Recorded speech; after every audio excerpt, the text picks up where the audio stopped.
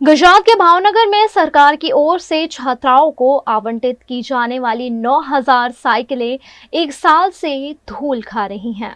गुजरात सरकार द्वारा सरकारी स्कूलों में पढ़ने वाली एससी, एसटी और ओबीसी छात्राओं को पढ़ाई में सहूलियत के लिए साइकिल दी जाती है।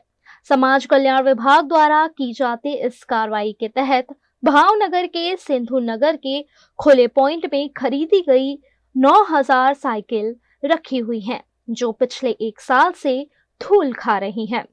यह साइकिल ना ही छात्राओं को दी गई है और ना ही इसका कोई और इस्तेमाल किया जा रहा है।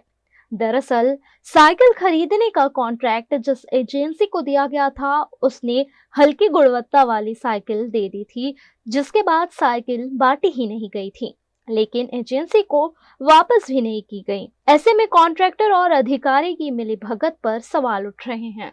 હું માનું છું ફક્ત ભાવનગરની વાત તો આપણે સાઈડમાં પણ લગભગ મને એવું લાગે ગુજરાતમાં બધી જગ્યાએ અને સરસ્વતી યોજના હેઠળ 2 વર્ષ પહેલા 9,000 સાયકલો ભાવનગરમાં આવી સરકારે આપી, એમાંથી એપ્લિકેશન આવી 6,000, એમાંથી 3,000 સાયકલો આપવામાં આવી।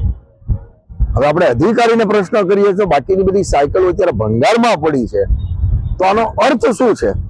તમે 9,000 સાયકલો મગાવી છે તો એમાંથી 3,000 આપીને 6,000 તો ભંગારમાં પડી છે।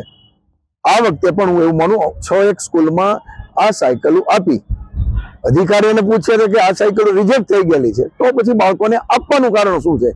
મતલબ ગોળ જવાબ આ અધિકારી શાસકો ભેગા થઈ મોટા પ્રવેશો, મોટા ઉજવવા છે, તાઇફા કરવા છે, પણ જે 6,000 સાયકલ ભંગારમાં પડી છે એનું શું?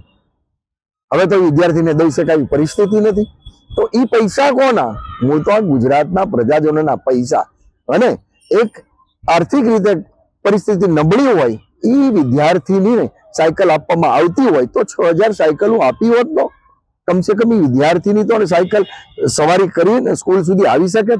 પણ આ સરકારની દાનત ખરાબ છે, એટલા માટે હું એવું છે કે આ ગુજરાતના પ્રજાજનોના પૈસા એવું લાગે છે કે જાણે ભંગારમાં નાખી દેતા હોય એવું આ બધા ભેગા મળીને સાથે કરે છે, એવું સ્પષ્ટપણે દેખાય છે।